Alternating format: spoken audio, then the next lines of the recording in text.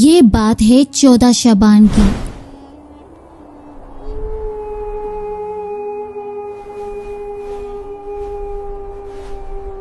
وہ رات جو عام راتوں جیسی نہیں ہوتی۔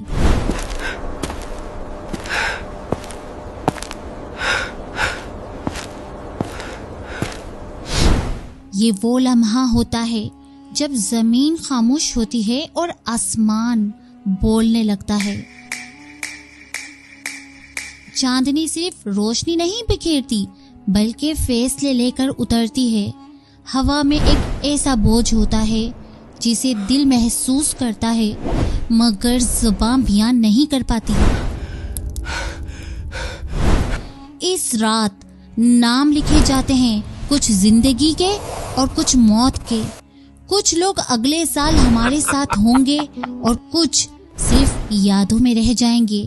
ہم ہنستے ہیں، سوتے ہیں، مصروف رہتے ہیں اور ہمیں خبر بھی نہیں ہوتی کہ ہماری تقدیر کا ورق کھل چکا ہے۔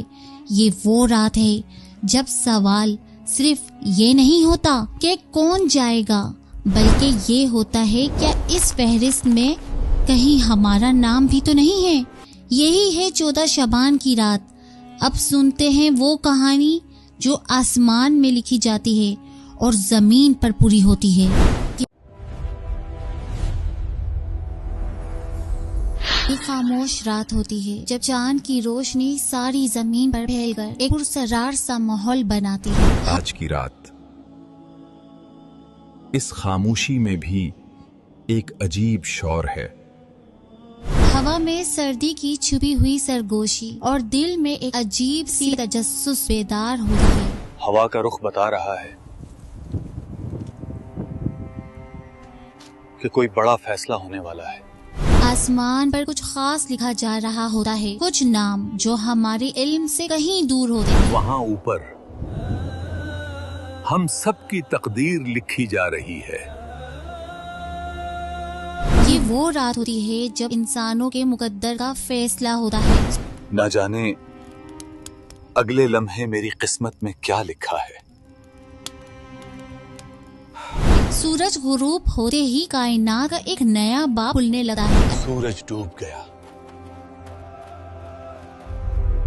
اب فیصلوں کی رات شروع ہوئی۔ اللہ تعالیٰ اپنے بے شمار رحمتوں کے ساتھ اپنے بندوں کی تقدیر کا فیصلہ کرتے ہیں۔ مالک کا حکم بس آنے ہی والا ہے۔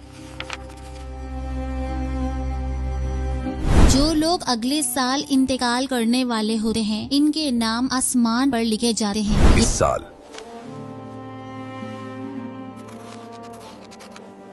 کس کا سفر ختم ہونے والا ہے؟ یہ نام مخصوص فرشتوں کے حوالے کر دیے جاتے ہیں جو ان کی زندگی کے آخری لمحوں کا انتظار کرتے ہیں۔ یہ وہ فہرست ہے جو اب واپس نہیں آئیں گے۔ حضور پاک صلی اللہ تعالی علیہ وآلہ وسلم نے فرمایا، اللہ تعالیٰ اس رات آسمان دنیا پر نزول فرماتے ہیں۔ رب العالمین خود پکار رہا ہے کوئی مانگنے والا؟ حضرت علیہ السلام زمین پر آ کر ہر بندے کی زندگی کی تفصیل دیتے ہیں۔ موت دروازے پر کھڑی ہے اور ہم بے خبر ہیں۔ وہ ہر نمازی کے پیچھے کھڑے ہو کر اس کے اعمال کے رجسٹر کھولتے ہیں۔ کاش ہم دیکھ سکتے کہ ہم اکیلے نہیں۔ مسجد کے دروازے کے باہر کھڑے ہوتے ہیں جہاں وہ دیکھ رہے ہوتے ہیں کہ کون عبادت میں مشغول ہے۔ کوئی رب کی رضا کی طرف جا رہا ہے اور کوئی دنیا کی طرف۔ جب کوئی گناہ کرنے والا بندہ اللہ کی نافرمانی کرتا ہے ملک الموت کا قلم اس کے گناہوں کو درج کرتا ہے۔ دولت اس کے ہاتھ میں ہے مگر موت اس کے سر پر کھڑی ہے۔ حضرت اسرائیل علیہ السلام کا قلم اس کی تقدیر کا فیصلہ لکھ رہا ہوتا ہے۔ لکھا جا رہا ہے، سب کچھ لکھا جا رہا ہے۔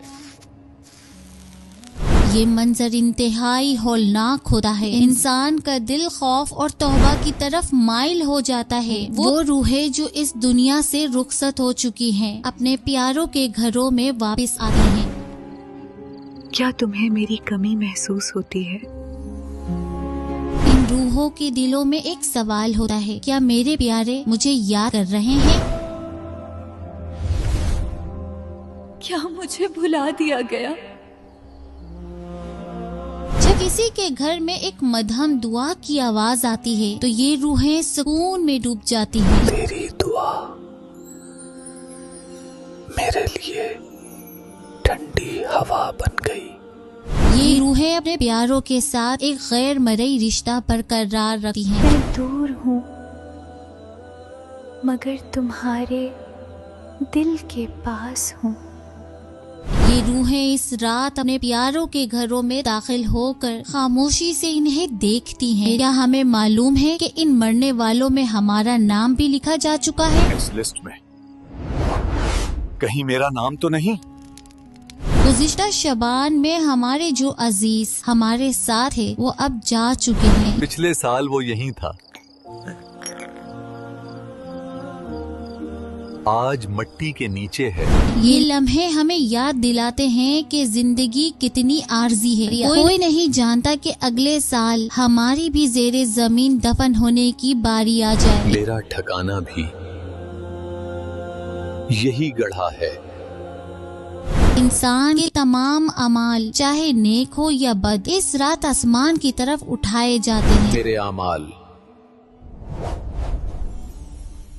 میرے گواہ بن کر جا رہے ہیں۔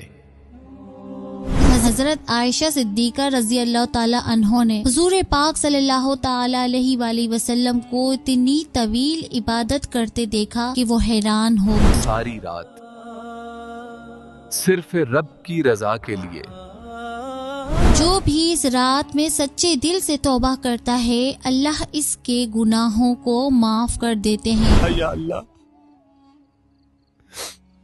میرے گناہ میری امید سے کم ہے۔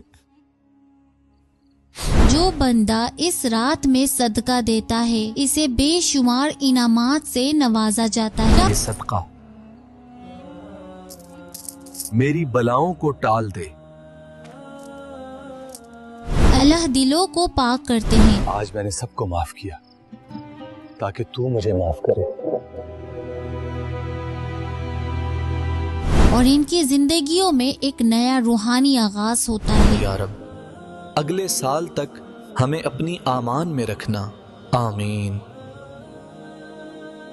اللہ تعالی ہم سب کو سمجھنے اور نیک اعمال کرنے کی توفیق عطا فرمائے، آمین۔ اگر آپ کو ہماری ویڈیو اچھی لگی ہو تو ویڈیو کو لائک کریں، چینل کو سبسکرائب کریں اور ویڈیو کو آگے شیئر ضرور کیجیے، اور آپ کے جو بھی سوالات ہو وہ بھی کمنٹ باکس میں لازمی شیئر کیجیے تاکہ ہمیں آپ کی رائے اور آپ کے سوالات کا علم ہو سکے۔ انشاءاللہ نیکسٹ ویڈیو میں ملتے ہیں، تب تک کے لیے فی امان اللہ۔